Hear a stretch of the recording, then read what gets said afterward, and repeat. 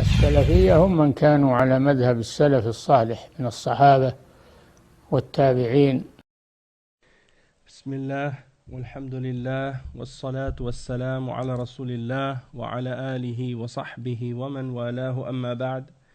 On va commencer aujourd'hui notre cours, le cours numéro 8, dans l'explication du livre de Cheikh Wasiullah Abbas, Hafidhahullah Ta'ala, un livre qui s'intitule At-Taqlidu fi Daw' al-Kitab wa Sunnati wal Athar al-Salafiyya, c'est-à-dire le taqlid et son jugement selon le Coran et la Sunna et les traditions et les narrations des salafs. On a déjà expliqué plusieurs points dans le livre et le dernier point qu'on a expliqué au cours passé, c'était Al-Fasl al-Khamis, la 5e partie dans le livre, et le titre de cette partie c'est Hal yalzam al-muslim an yuqallida madhhaban bi'aynihi. Est-ce que c'est obligatoire pour un musulman de suivre aveuglément un madhhab en particulier? Et on a commencé à répondre à cette question-là en lisant des réponses de certains parmi les ulama que le cheikh a cités, et entre autres les paroles de Cheikh al-Islam Ibn Taymiyyah rahimahullah sur la question. On va continuer donc avec une autre réponse de Cheikh Ibn Taymiyyah et des réponses de son élève Ibn al-Qayyim al-Jawziyya par la suite, et de d'autres parmi les ulama également après ça. Donc pour commencer, on va reprendre à partir de la dernière citation où on s'était arrêté la dernière fois. Le Cheikh Wasiullah, il a cité cette autre question qui a été posée à Ibn Taymiyyah rahimahullah. وسئل شيخ الإسلام عن رجل تفقه في مذهب من المذاهب الأربعة وتبصر فيه واشتغل بعده بالحديث فرأى أحاديث صحيحة لا يعلم لها ناسخا ولا مخصصا ولا معارضا وذلك المذهب مخالف لها فهل يجوز له العمل بذلك المذهب أو يجب عليه الرجوع إلى العمل بالأحاديث ويخالف مذهبه؟ فأجاب. Donc je pense que le mieux c'est de commencer par traduire la question, puis après Inch'Allah on va lire la réponse, puis je vais vous la traduire par la suite. Donc la question qui a été posée à Ibn Taymiyyah ici, c'est un homme qui a étudié le fiqh selon un madhab parmi les 4 madhahib qui sont bien connus et célèbres. Puis il a acquis une certaine connaissance dans ce madhab. Et ensuite, il s'est préoccupé de l'étude du hadith et de la science du hadith. Et il a trouvé pendant son étude des hadiths authentiques. Il ne connaissait à ces hadiths-là aucun nasikh, c'est-à-dire aucun abrogeant, wala mukhassisan, c'est-à-dire rien qui vient restreindre leur compréhension ou leur application, ni opposition. Il n'y avait pas aucune opposition à ces hadiths-là. Et il a constaté que les hadiths qu'il a étudiés sont en contradiction avec le madhab qu'il a étudié. Alors, la question qui a été posée ici à Ibn Taymiyyah, c'est est-ce qu'il est permis pour lui de continuer à appliquer ce qu'il a étudié dans ce madhab, ou bien est-ce qu'il est obligatoire pour lui de revenir à l'application des hadiths qui contredisent son madhab? Donc, est-ce qu'il doit continuer à appliquer et à suivre le madhab à la lettre et de le suivre aveuglément, même si ça contredit les hadiths, ou bien il doit revenir aux hadiths authentiques qui contredisent son madhab? Donc, Cheikh al-Islam Ibn Taymiyyah, il a répondu à cette question-là. Il a dit فَأَجَابَ الْحَمْدُ لِلَّهِ قد ثبت بالكتاب والسنة والإجماع أن الله سبحانه فرض على الخلق طاعته وطاعة رسوله صلى الله عليه وسلم ولم يوجب على هذه الأمة طاعة أحد بعينه في كل ما يأمر به وينهى عنه إلا رسول الله صلى الله عليه وسلم حتى كان صديق الأمة وأفضلها بعد نبيها يقول أطيعوني ما أطعت الله فإذا عصيت الله فلا طاعة لي عليكم. Donc on va commencer par cette partie On va traduire le début de la réponse de Ibn Taymiyyah, rahimahullah. Il dit, louange à Allah, il a été confirmé par le Coran et par la Sunna et le consensus, c'est-à-dire le consensus des ulama et des imams et des salafs, que Allah subhanahu wa ta'ala a ordonné à la création de lui obéir à lui et d'obéir à son messager, sallallahu alayhi wa sallam. Et il n'y a personne dans cette ummah qui est obligatoire pour une personne en particulier de lui obéir dans tout ce qu'il ordonne et dans tout ce qu'il interdit, excepté le messager d'Allah, sallallahu alayhi wa sallam. C'est-à-dire qu'il n'y a personne dans cette ummah pour qui l'obéissance est obligatoire à chaque individu dans tout ce qu'il dit et dans tout ce qu'il ordonne et dans tout ce qu'il interdit, excepté le messager d'Allah, sallallahu alayhi wa sallam. Et il dit, même As-Siddiq, c'est-à-dire Abu Bakr radiyallahu anhu, qui est le meilleur après le prophète sallallahu alayhi wa sallam dans cette ummah, et lui-même, radiyallahu anhu, qu'est-ce qu'il disait? Il disait, obéissez-moi tant que je suis dans l'obéissance d'Allah. Et si je désobéis à Allah, alors vous n'avez aucune obéissance envers moi. Il n'y a aucune obligation de m'obéir lorsque j'ai désobéi à Allah. Donc si c'est le cas de Abu Bakr, radiyallahu anhu, eh bien ça, on peut le dire dans ce cas-là encore plus à propos de n'importe quel autre musulman qui vient après Abu Bakr, radiyallahu anhu. Après le Cheikh Ibn Taymiyyah, il dit واتفقوا كلهم على أنه ليس أحد معصوما في كل ما يأمر به وينهى عنه إلا رسول الله صلى الله عليه وسلم. Et il dit également, les ulama et les imams de l'islam, ils sont tous d'accord sur le fait que personne n'est infaillible dans tout ce qu'il ordonne et dans tout ce qu'il interdit, excepté le messager d'Allah, sallallahu alayhi wa sallam. Donc, peu importe de qui il s'agit, peu importe de son niveau de connaissance ou de son niveau de science et de son niveau de piété, il n'y a personne qui est infaillible en dehors du messager d'Allah, sallallahu alayhi wa sallam. Et ça, c'est un fondement parmi les fondements de la da'wa salafiyya et de la sunna. Donc, c'est un principe qui est établi et connu, et il y a un accord de tous les ulama sur ça. Après le cheikh, il dit وَهَؤُلَاءِ الْأَئِمَّةِ الْأَرْبَعَةِ رضي الله عنهم نهوا الناس عن تقليدهم في كل ما يقولونه وذلك هو الواجب عليهم. ثم ذكر الإمام أقوال الأئمة الأربعة في النهي عن تقليدهم، وذكر بعض الأدلة على عدم وجوب تقليد إمام بعينه الذي اشتغل على مذهبه، وقال ولو فتح هذا الباب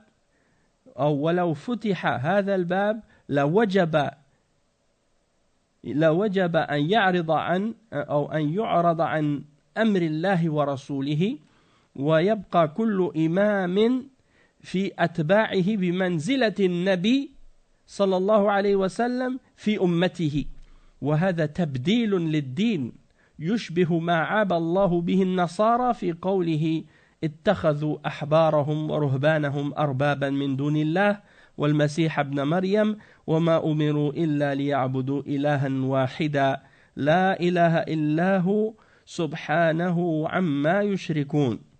Donc, Cheikh al-Islam Ibn Taymiyyah, il établit ici un point très puissant, très fort dans son argument. Il dit que les 4 imams, ils ont eux-mêmes interdit à leurs fidèles ou aux gens à qui ils parlaient, à qui ils s'adressaient et à ceux qu'ils ont enseignés, ils leur interdisaient de les suivre aveuglément dans tout ce qu'ils disent.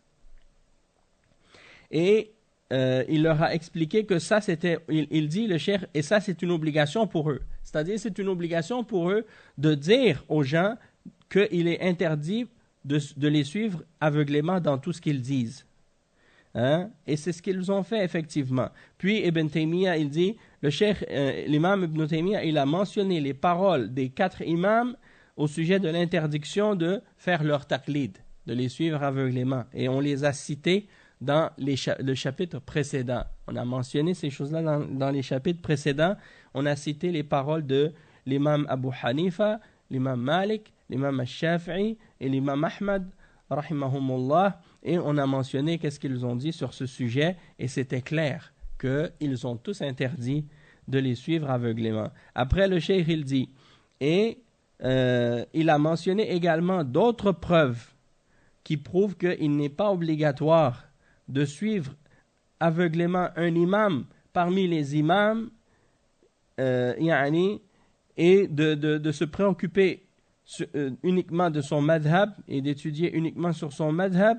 Et le cheikh, il a dit, et si on ouvrait cette porte? Il dit, si on ouvrait cette porte, hein, c'est-à-dire que quelqu'un, il étudie le madhab, puis même s'il trouve les hadiths qui sont en contradiction, eh bien, il va pas les prendre, il va juste suivre son hadith, il va juste suivre son madhab, et il dit, si on ouvrait cette porte, eh bien, ça voudrait dire qu'on devrait, qu'il serait obligatoire de se détourner de l'ordre d'Allah et de son messager, sallallahu alayhi wa sallam, et ça voudrait dire que chaque imam deviendrait, par rapport à ses fidèles, ou à ceux qui l'ont suivi, comme le même degré que le prophète avec sa ummah, puisque ils ne vont plus obéir à Allah et à son messager dans tout, mais ils vont plutôt remplacer le messager d'Allah par leur imam. Et tout ce que l'imam a dit, ils vont le suivre. Et tout ce que l'imam a interdit, ils vont le suivre, même si ça contredit ce que le hadith authentique a confirmé. Donc ça veut dire, c'est comme s'ils faisaient de leurs imams et de leurs shuyukh et de leurs ulama des seigneurs et des égaux en dehors d'Allah. Et ça, le cheikh, il dit que ça représente une déformation et un changement de la religion qui ressemble à ce que Allah subhanahu wa ta'ala a blâmé les chrétiens justement d'avoir fait. Comme il le mentionne dans le verset 31 dans Surat At-Tawbah, dans lequel Allah subhanahu wa ta'ala il dit ce qui signifie, ils ont pris leurs rabbins et leurs moines comme des seigneurs en dehors d'Allah, et ainsi que le Messie, fils de Marie, alors qu'il n'avait été ordonné que de n'adorer une divinité unique. Rien ne mérite d'être adoré excepté lui, qu'il soit purifié de ce qu'il lui associe. Et donc le cheikh, il explique, il mentionne ce verset-là, comme on l'a déjà expliqué dans les chapitres précédents, que c'était à propos des juifs et des chrétiens, et le hadith qui est rapporté selon Adi ibn Hatim, lorsque le prophète sallallahu alayhi wa sallam lui avait dit, parce que Adi, avant l'islam, il était chrétien, hein? Et donc il est venu voir le messager d'Allah, il avait une grosse croix dans son cou. Il lui a dit, Ya Adi, qu'est-ce que c'est cette idole dans ton cou, hein? Et il l'a appelé à l'islam et il est devenu musulman. Et il a retiré la croix, hein? Puis après, il a entendu le messager d'Allah, sallallahu alayhi wa sallam, qui récitait ce verset. Alors il a dit, oh messager d'Allah, on ne les adorait pas, hein? On ne leur faisait pas des sujouds, des recours, ou bien des prières. Et le prophète sallallahu alayhi wa sallam, il lui a répondu en disant, n'est-ce pas que eux ils rendaient halal ce que Allah a rendu haram, et vous le suiviez, et ils rendaient haram ce qui est halal, et vous les suiviez dans qu'est-ce qu'ils disaient. Et à ce moment-là, Adi a dit oui, c'est vrai. Il a dit, alors c'était ça votre adoration pour eux. Donc si par exemple parmi les musulmans, il y a par exemple un cheikh ou un imam qui donne une fatwa, et dans cette fatwa, il contredit ce qui est clair dans le Coran et dans la sunna authentique, et puis les gens le suivent dans ça, alors qu'ils savent que cette fatwa, elle contredit le Coran et la sunna, eh bien, c'est comme s'ils avaient pris leur cheikh comme un seigneur en dehors d'Allah, hein? Comme s'ils l'avaient pris comme un Rabb, hein? ou Arbab min dunillah. Et donc ça veut dire que le fait de prendre des législateurs qui rendent halal ce qui est haram, et qui rendent haram ce qui est halal, et de croire que ce qu'ils disent, c'est ça la religion d'Allah, alors que ça contredit la révélation, alors dans ce cas-là, ça c'est batil. Et ça, c'est la fin de cette citation de Ibn Taymiyyah dans Majmu' al-Fatawa. C'est dans le volume 20, de la page 210 à 216. Ensuite, il a cité les paroles de l'imam Ibn al-Qayyim al-Jawziyah, rahimahullah, dans son livre I'lam al-Muwaqqi'in, et il clarifie cette question, il détaille aussi là-dessus. Donc l'imam Ibn al-Qayyim, il dit, rahimahullah, وهل يلزم العامي أن يتمذهب ببعض المذاهب المعروفة أم لا؟ فيه مذهبان.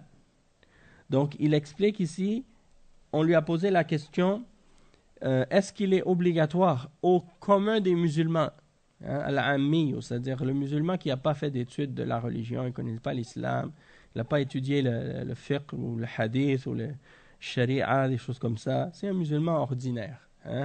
Est-ce qu'il est obligatoire pour lui de suivre un madhab ou d'adhérer à un madhab parmi les madhahib qui sont connus ou non? Et l'imam Ibn al-Qayyim, il dit, il y a deux positions là-dessus. Il y a deux positions là-dessus. Et il donne la première. Il dit أحدها لا يلزمه وهو الصواب المقطوع به. Il dit la première position sur cette question, c'est que cela n'est pas obligatoire pour lui. Et il dit et c'est ça qui est correct et c'est ça qui est tranché, qui est clair. إذ لا واجب إلا ما أوجبه الله ورسوله. Et la raison de ça, c'est parce qu'il n'y a rien qui peut être obligatoire, excepté si c'est Allah et son messager qui l'ont rendu obligatoire. وَلَمْ يُوجِبِ اللَّهُ وَلَا رَسُولِهِ عَلَى أَحَدٍ مِّنَ النَّاسِ أَن يَتَمَذْهَبَ بِمَذْهَبِ رَجُلٍ مِّنَ الْأُمَّةِ فَيُقَلِّدُهُ دِينَهُ دُونَ غَيْرِهِ. Donc il dit, et il n'y a rien qui oblige, c'est-à-dire Allah et son messager, ils n'ont jamais obligé à quiconque parmi les gens de prendre la position d'un homme parmi les hommes de la Ummah et de le suivre dans sa religion en dehors des autres.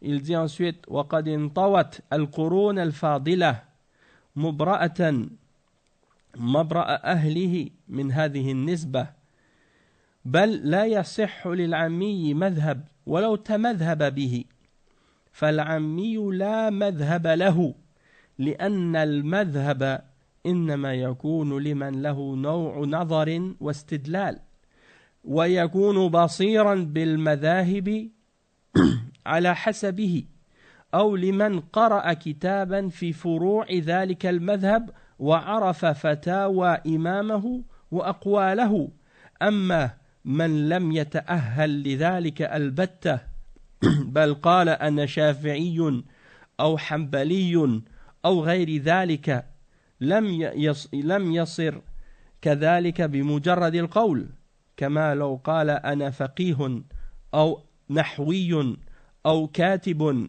لم يصر كذلك بمجرد قوله. Donc l'imam Ibn al-Qayyim il l'explique clairement, il dit les meilleurs siècles sont passés et on n'a jamais vu dans ces trois premières générations de la Ummah quiconque qui s'apparentait ou qui prétendait être sur la voie ou le madhab ou les positions d'un imam parmi les imams, qu'il fallait le suivre et que c'est de lui qu'il fallait prendre la religion en dehors du messager d'Allah sallallahu alayhi wa sallam. Et il dit, et il n'est pas donc correct de la part d'un musulman ordinaire ou du commun des musulmans de suivre un madhab, même s'il prétend, même s'il adhère à un madhab. Eh bien, le ammi n'a pas de madhab.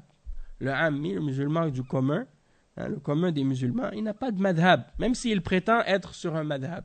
Il n'a pas de madhab. Il dit pourquoi? Parce que le madhab, ça nécessite une certaine forme de réflexion et de compréhension des preuves. Et la personne doit avoir la compréhension justement des positions qu'il doit adopter de son imam. Ou bien il doit avoir lu un livre parmi les livres qui expliquent les différentes questions qui ont rapport avec ce madhab-là, et il doit connaître les fatwas de son imam et ses positions, et on ne peut pas dire ça donc de quelqu'un qui n'a pas du tout étudié et qui n'a aucune aptitude dans ce sens-là. Et il dit, même si la personne elle dit je suis Shafi'i, ou je suis Hanbali, ou je suis Maliki, ou je suis Hanafi, ou bien d'autres de ces termes ou de ces appellations, il dit c'est pas parce que la personne elle le dit qu'elle devient automatiquement un Hanbali ou un Shafi'i. C'est pas suffisant juste de le dire. Il dit c'est comme si quelqu'un disait je suis un savant de fiqh ou un savant de grammaire. C'est pas parce que tu dis que tu es un grammairien ou un savant de fiqh que automatiquement tu le deviens. C'est comme si tu dis par exemple je suis un ingénieur ou un médecin, ça ne veut pas dire que parce que tu le dis ou que tu le prétends que tu es automatiquement un médecin. Donc ça c'est pas juste la parole qui le détermine. Et après il dit, le cheikh il dit ويوضح يوضحه أن القائل إنه شافعي أو مالكي أو حنفي يزعم أنه متبع لذلك الإمام سالك طريقه وهذا إنما يصح له إذا سلك سبيله في العلم والمعرفة والاستدلال أما مع جهله وبعده جدا عن سيرة الإمام وعلمه وطريقه فكيف يصح له الانتساب إليه إلا بالدعوة المجردة والقول الفارغ من كل معنى. Donc il dit, le cheikh, il dit, pour clarifier encore plus qu'est-ce que je viens de dire, il dit, regardez la parole de celui qui dit qu'il est Shafi'i, je suis Shafi'i ou Maliki ou Hanafi, et qui prétend qu'il suit cet imam, et qu'il est sur sa voie, ou qu'il est sur la voie. Il dit ça, c'est uniquement correct de sa part s'il a suivi la même voie que cet imam-là dans sa science, dans sa connaissance, et dans la preuve, dans la connaissance des preuves, dans l'argumentation qu'il amène au sujet des différents points qu'il rapporte. Il dit, mais si la personne, elle est complètement éloignée et ignorante de la biographie justement de cet imam et de sa science et de sa façon, de sa méthode, alors comment est-ce que cette appartenance à cet imam pourrait-elle être vraie, excepté ou autrement qu'une simple prétention de sa part, et une parole vide de tout sens. C'est vrai. Donc ça, c'est la réalité de la plupart des gens aujourd'hui. Ils disent « Ah, moi je suis Maliki ou Shafi'i ». Pourquoi ils disent ça? Parce que le madhab qui est le plus répandu dans leur pays, c'est ce madhab-là, et eux, ils s'imaginent que par conséquent, ils sont du madhab en question, alors qu'en réalité, si tu regardes la position qu'il fait, ou la façon dont il fait la salat, ou la façon comment il prie, ou comment il fait son wudu, et tu le compares avec qu'est-ce que l'imam du madhab en particulier a ramené comme preuves et comme différentes questions dans les détails de ces sujets-là, et les preuves et les arguments qu'il a ramenés pour chaque position, tu vois qu'il y a une grande différence entre qu'est-ce que les gens font et qu'est-ce que le madhab affirme. J'ai rencontré souvent des musulmans qui disent, par exemple, quand je leur disais, par exemple, de faire pourquoi ils faisaient telle chose de telle façon, ou même parfois qui me faisaient une remarque par rapport à la façon dont je pratiquais certaines choses dans le wudu, ou bien dans la salat, ou dans la religion, ils me disent, par exemple, moi je suis de tel madhab, donc je fais ça de telle façon. Et quand je vérifie dans le madhab, dans les livres du madhab en question, et les paroles des ulama de ce madhab, je constate que ce qu'il prétend, lui, et ce qu'il a affirmé à ce madhab est en contradiction avec même qu'est-ce que lui, il dit. Donc c'est pour ça que beaucoup de gens, parfois, ils disent « je suis tel madhab », et il dit qu'est-ce que je fais, ça c'est en accord avec tel madhab, et quand tu vérifies dans le madhab, tu vois qu'en réalité, ça n'a même pas rapport, ça n'a aucun rapport avec qu'est-ce qu'il prétend. Non.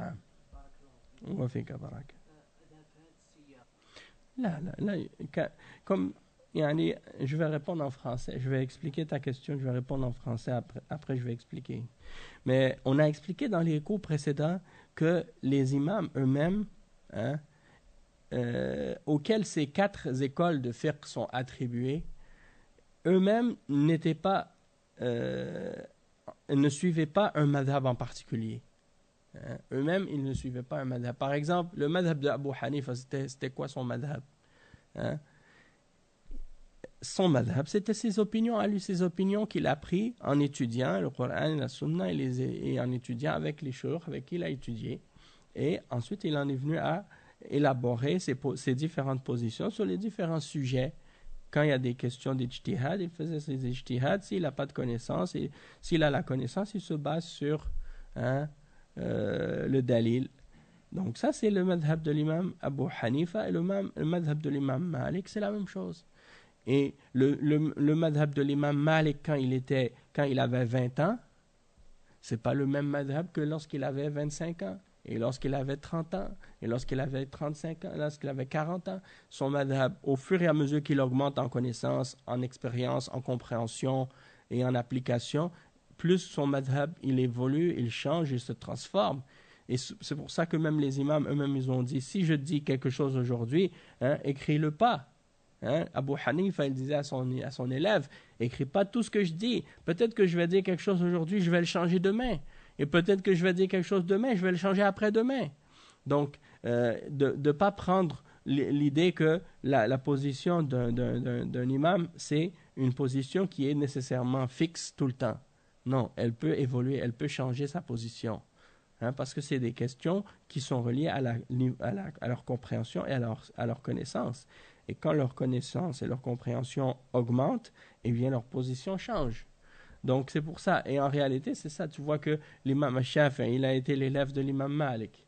Et l'imam Shafi'i, il a étudié avec l'imam Ahmad. Et l'imam Ahmad a étudié avec l'imam Shafi'i. Ils ont tous étudié les uns avec les autres ou les uns avec des élèves des autres. Et ils n'ont pas seulement eu 1 ou 2 ou 3 cheikhs. Non, c'est des hommes qui ont étudié avec des centaines de ulama. Donc, ils n'ont pas été, disons, bornés ou limités à prendre une seule opinion ou une seule position. D'accord?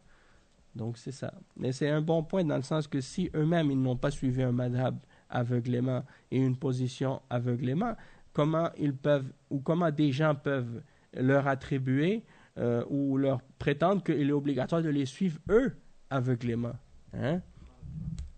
Alors qu'on sait clairement qu'eux-mêmes ils ont interdit ça.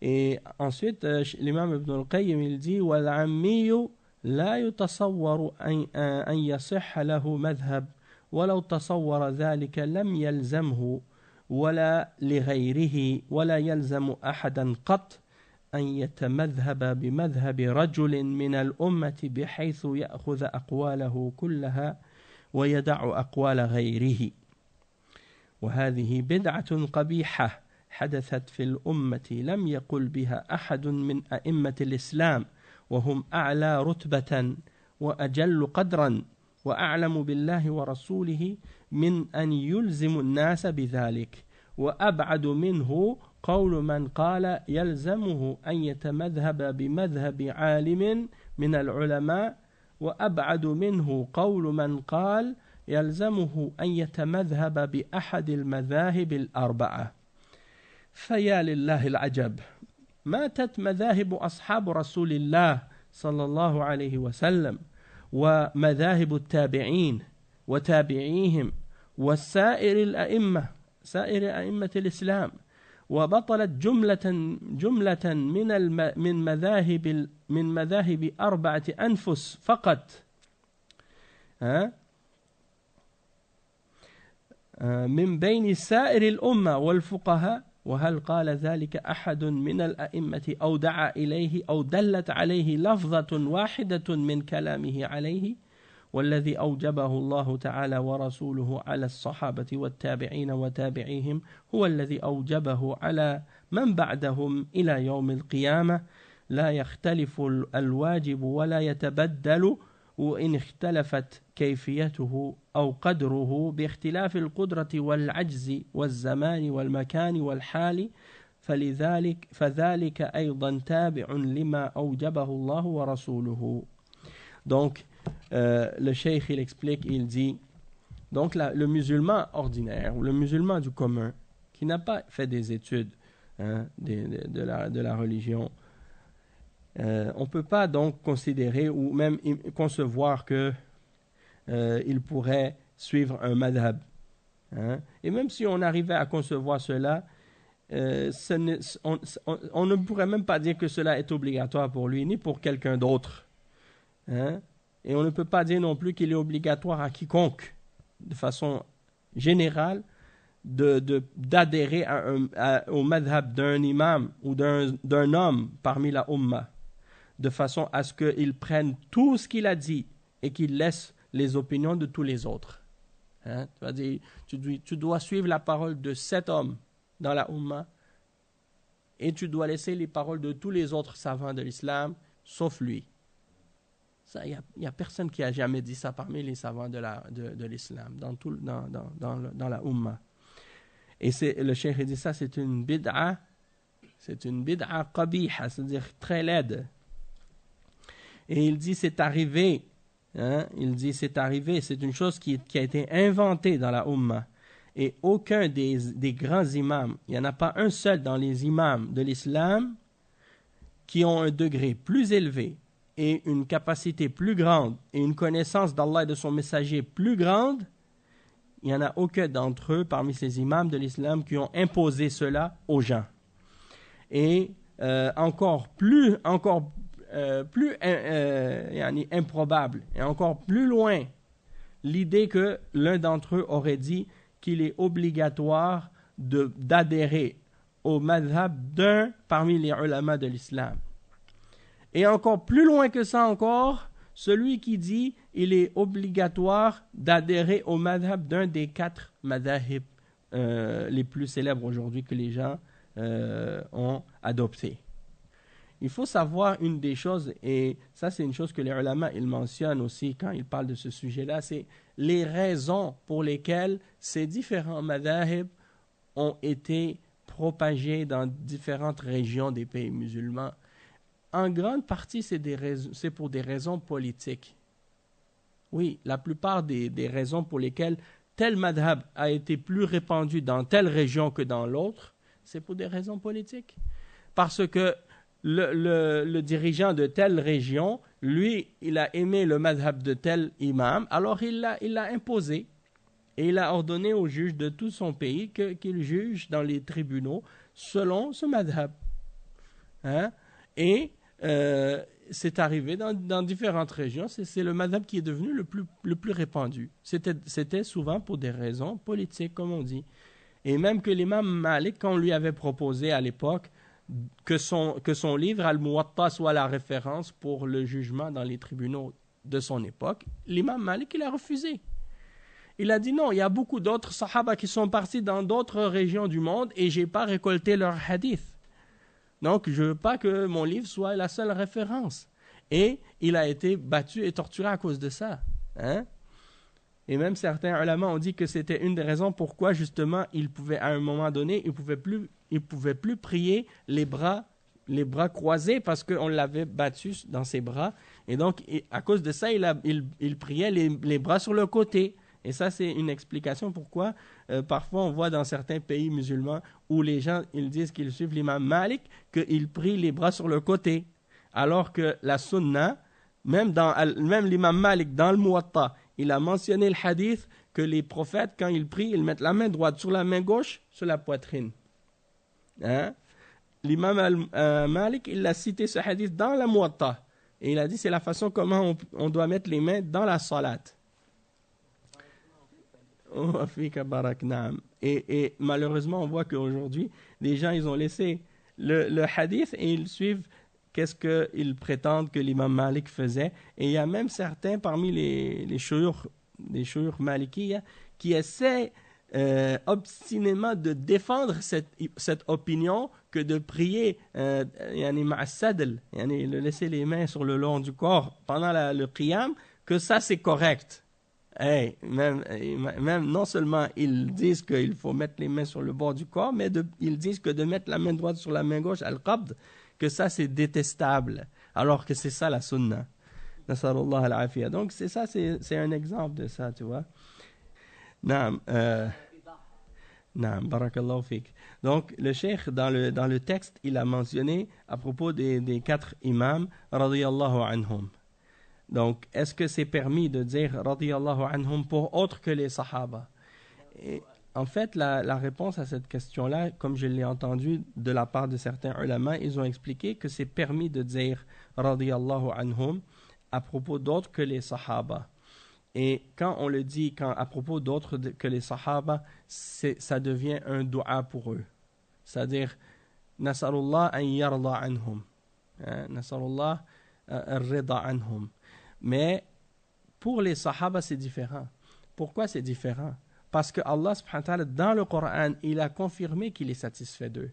Donc, au sujet, lorsqu'on dit radiyallahu anhum, au sujet des sahaba, c'est pas seulement un dua, c'est une confirmation. Parce que Allah, il dit à leur sujet, radiyallahu anhum wa radu anhu. Donc, c'est ça la différence. Mais c'est pas interdit de le faire, mais la règle générale, c'est que à propos des sahaba, on dit radiyallahu anhum, et à propos des ulama qui sont décédés, on dit rahimahumullah. C'est ça la chose qui est la plus correcte. Oui, Inch'Allah. Après, le cheikh, il explique, il dit donc, il dit Faya lillah al-ajab. Comme c'est une chose étonnante par Allah, de voir que les madhahib, les positions des compagnons du messager d'Allah, sallallahu alayhi wa sallam, sont morts.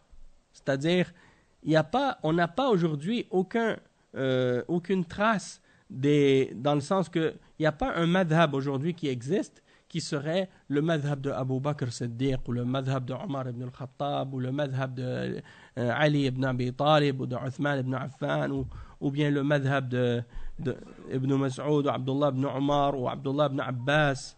Il n'y a pas un livre de fiqh qu'on dirait, bon, al-madhab al-Mas'oudiyya ou madhab al-Abbasiyya. Non. Donc le cheikh, il dit ça. De même que les ulama parmi les tabi'in, on n'a pas leur madhahib. Leur madhahib est disparu. La même chose pour les tabi'in et ceux qui ont été les élèves des tabi'in, et de même que les autres parmi les imams de l'islam. Beaucoup de gens pensent qu'il y avait seulement 4 imams pour les ulama de Ahl Sunnati wal Jama'a. La vérité, c'est qu'il y a des centaines et des centaines d'imams de Ahl Sunnah du même calibre que le calibre des 4 imams. C'est pas seulement 4.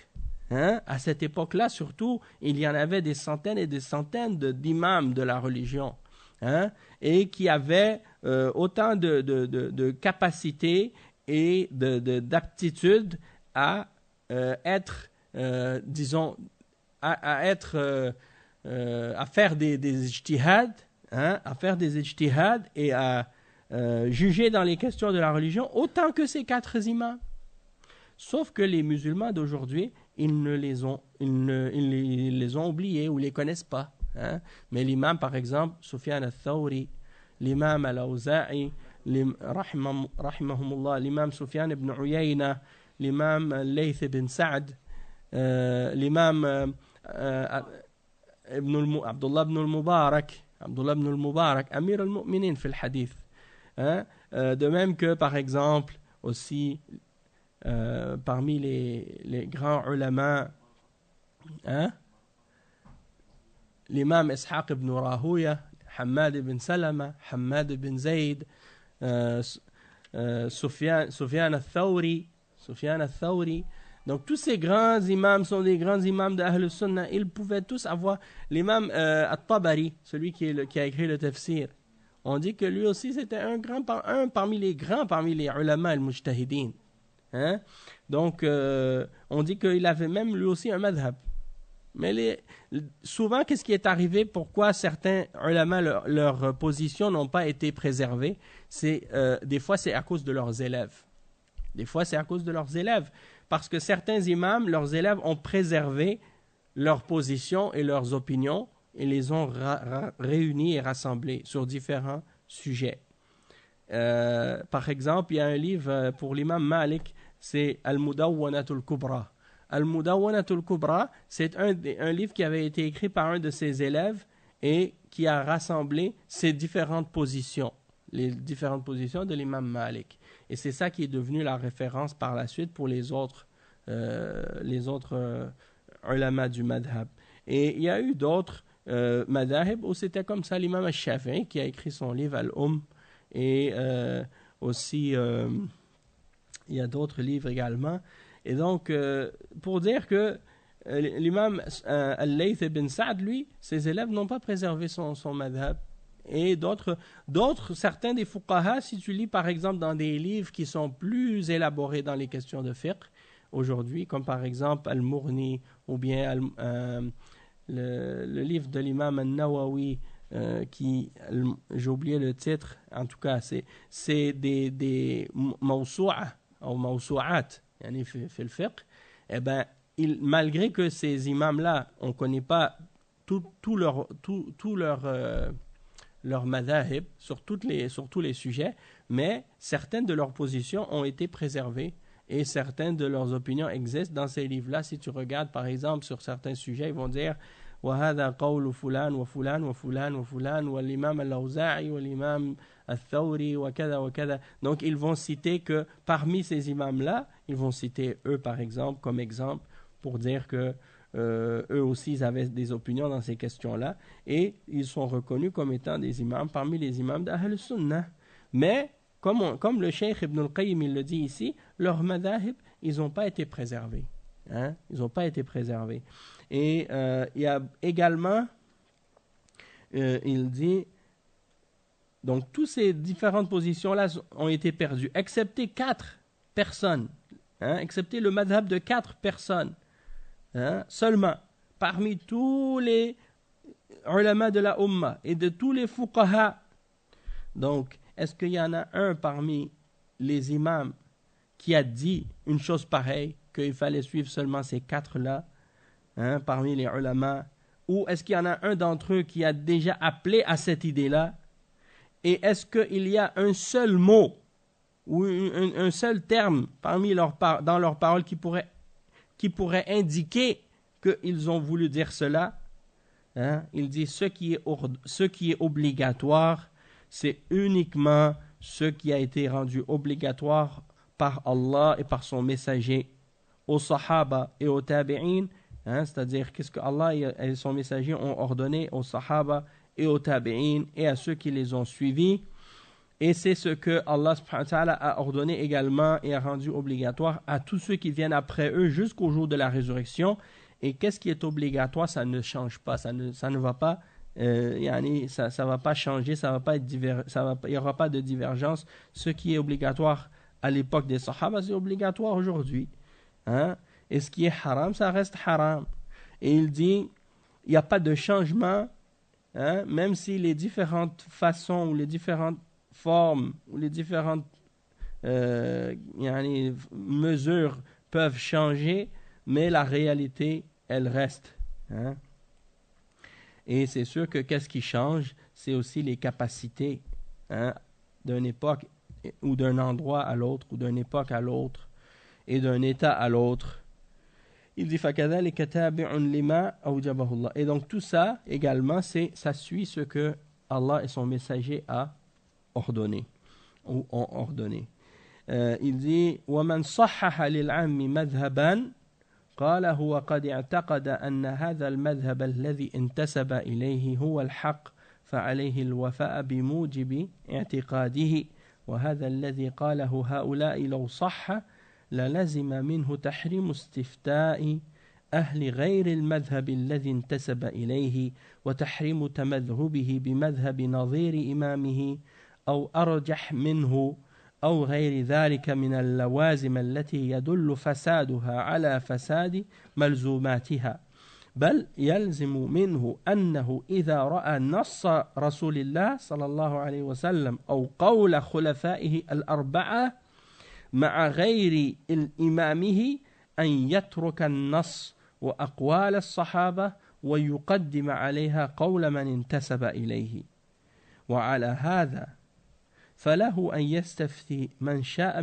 من أتباع الأئمة الأربعة وغيرهم ولا يجب عليه ولا على المفتي أن يتقيد بأحد من الأئمة الأربعة بإجماع الأمة كما لا يجب على العالم أن يتقيد بحديث أهل بلده أو غيره من البلاد بل إذا صح الحديث وجب عليه العمل به حجازيا كان أو عراقيا أو شاميا أو مصريا أو يمنيا انتهى كلامه رحمه الله. Donc il dit maintenant, parce qu'au début de la réponse, vous avez vu qu'il a dit qu'il y avait deux positions sur cette question-là. Il a dit la première, c'est la vraie, c'est celle qu'on vient d'expliquer. Maintenant, il dit il y a une autre position, et c'est ceux qui ont dit que c'est permis ou c'est correct pour un musulman ordinaire, ou le commun du musulman, d'avoir un madhab.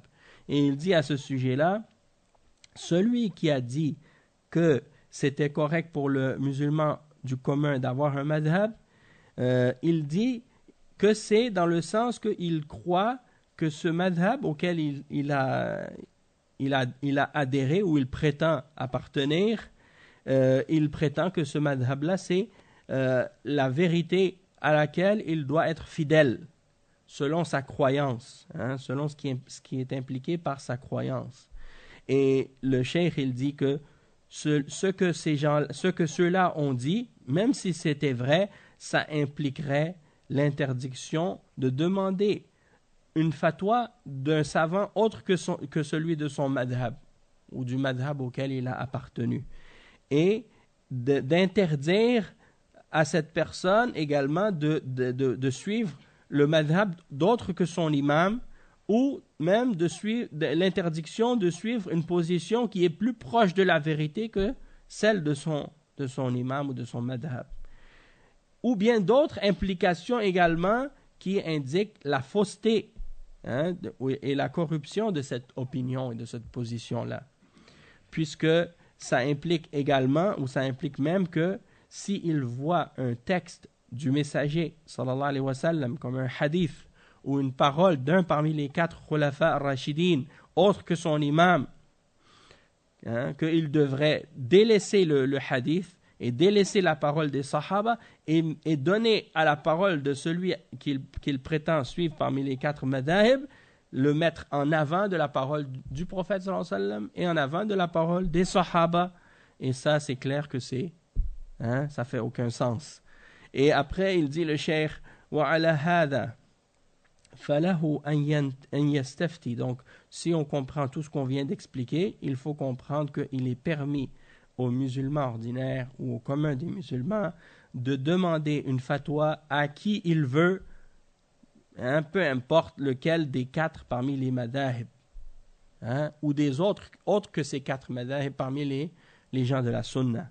C'est-à-dire qu'il est permis à un musulman de demander une fatwa à un savant de n'importe quel de ces 4 madhahib, ou même de celui qui ne fait pas partie de ces 4 madhahib, mais qui fait partie des gens de la sunna. Et il dit, et il n'est pas obligatoire pour lui de se limiter à demander la fatwa de un parmi les 4 imams des madhahib, selon le consensus de la Ummah. C'est-à-dire, ceux qui pensent que mais moi je suis maliki, donc je dois poser seulement la question, une fatwa à un savant qui est maliki comme moi.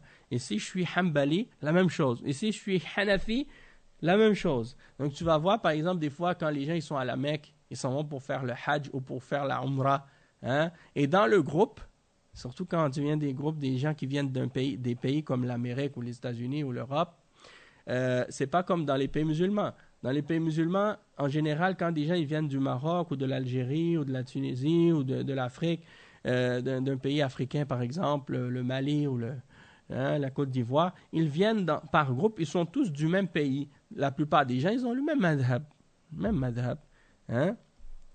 Ça, c'est sans parler des différents manahij et des différentes tendances.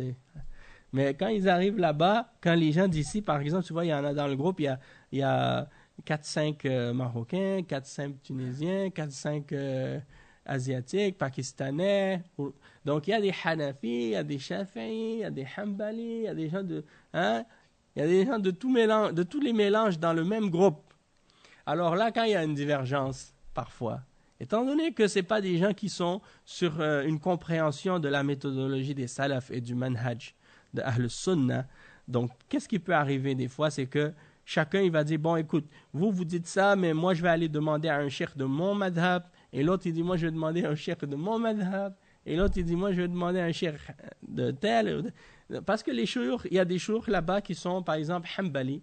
Beaucoup des ulama de l'Arabie Saoudite, c'est des Hanabila parce que ils sont Hanbali, mais il y a des ulama aussi qui sont Maliki, qui sont Hanafi, qui sont Shafi'i, hein, parce qu'il y a des ulama là-bas qui viennent parfois de d'autres pays. Comme par exemple, il y en a qui viennent de la Mauritanie.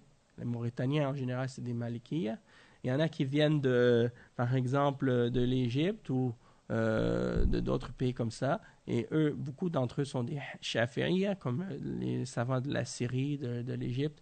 Et il y en a qui sont Hanafiya, parce qu'ils viennent de l'Inde et du Pakistan et des pays comme ça, la Turquie et l'Inde. Hein? Et d'autres qui sont Hanabila, comme j'avais dit tout à l'heure. En tout cas, على كل حال ماذا سبحان الله هذا يدخل في التعصب المذهبي نسأل الله العافية. Donc le frère il a mentionné un point intéressant. Il a dit, nous quand on nous amène quand on part pour aller faire la Umrah ou le Hajj avec des groupes par exemple au Maroc, wa alaykum salam wa rahmatullahi wa barakatuh. Donc ils nous disent, lorsque vous partez au Hajj ou la Umrah et que vous arrivez là-bas, il ne faut pas poser des questions à aucun cheikh excepté un cheikh du Maroc et un cheikh maliki, parce que sinon votre Hajj va être batil. Hein, votre Hajj va être batil. Donc c'est clair que ça c'est faux, parce que l'important c'est pas de savoir est-ce que l'important c'est pas de savoir est-ce que l'imam en question est-ce qu'il est de mon madhab ou de madhab de Maliki ou Shafi'i ou Hanbali. L'important c'est qu'il donne la fatwa selon le dalil min al-kitab wa sunnah. Naam. La plupart des choses qui a rapport avec les règles du Hajj, en grande partie c'est basé sur le hadith de Jabir. La plupart des règles dans le Hajj c'est basé sur le hadith de Jabir, hein, radiyallahu anhu. Et il a rapporté le Hajj du messager d'Allah sallallahu alayhi wa sallam dans un long hadith. C'est un des plus longs hadiths qui existent, même dans la Sunna. Et c'est pour ça qu'il n'y a pas vraiment beaucoup de grandes divergences dans les questions comme de ce genre. Mais ça arrive que sur certains points, il y a des divergences quand même. Donc, dans des questions de divergence, il faut revenir à la Sunna et trancher selon le dalil. Et c'est des questions d'ijtihad. Eh bien, comme on dit, des fois les ulama ils disent la inkara fi masail al-ijtihad. Donc, si c'est des questions d'ijtihad, il n'y a pas de. Si un savant il a dit quelque chose, et il n'y a pas un hadith qui est sarih, qui est wadih, qui vient clarifier la question. Donc, dans ce cas-là, il y a des divergences, ça, c'est pas grave. C'est comme les ulama ils disent, par exemple, par rapport à certaines divergences qui existent entre les ulama sur ces questions-là. Il dit, si tu prends une position ou l'autre, dans les deux cas, il n'y a pas de problème. Ou des fois, même, le prophète sallallahu alayhi wa sallam, il nous a permis de faire un ou de faire l'autre. Si tu le fais, lui, c'est correct. Si tu le fais, l'autre, c'est correct. Donc, dans des cas comme ça, il n'y a pas de problème. Je vais juste terminer l'explication de la dernière citation qu'on a lue. Et le cheikh, il dit donc qu'il n'est pas non plus obligatoire à un savant de se limiter aux hadiths des gens de son pays, hein, ou d'autres que son pays, ou d'autres pays. Comme par exemple, il y a certains savants peut-être d'une certaine époque, ils disaient, nous on prend seulement les hadiths des Shamiyin, ou d'autres qui disaient, on prend seulement les hadiths des Misriyin, on ne prend pas les hadiths des Basriyin, ou des choses comme ça. Donc le cheikh il dit ici, non, tu prends le hadith, depuis qu'il est sahih, peu importe de quelle région ou de quel endroit il vient. Et c'est ça qu'il a expliqué ici. Tu dois le mettre en application, peu importe que ce hadith vienne du Hijaz, ou de l'Irak, ou de la Syrie, ou de l'Égypte, ou du Yémen. Ça, c'est à l'époque où les ulama, ils allaient de région en région pour rassembler et recueillir les hadiths, pour justement bâtir ou établir leur madhab. Oui, sinon, attendez-moi. Oui, c'est ça. Donc là, la prochaine citation, ça va être la citation de Ibn Abil Izz al-Hanafi. Et c'est un des ulama de Al-Ahnaf. Et c'est lui qui a écrit le Sharh de Al-Tahawiyya. C'est une explication de la Aqidah Al-Tahawiyya. C'est une explication de cette Aqidah qui est très connue. Elle existe, elle est publiée. Et beaucoup de ulama s'y réfèrent. Donc on va s'arrêter ici pour aujourd'hui. On continuera la semaine prochaine, Inch'Allah. Subhanakallahumma wa bihamdik. Ashhadu an la ilaha illa ant. Astaghfiruka wa atubu ilayk. Wa sallallahu wa sallam ala nabiyyina Muhammad wa ala alihi wa sahbihi ajma'in. Wassalamu alaykum wa rahmatullahi wa barakatuh. Wa iyyakum, Inch'Allah. Wa fikum barakatuh.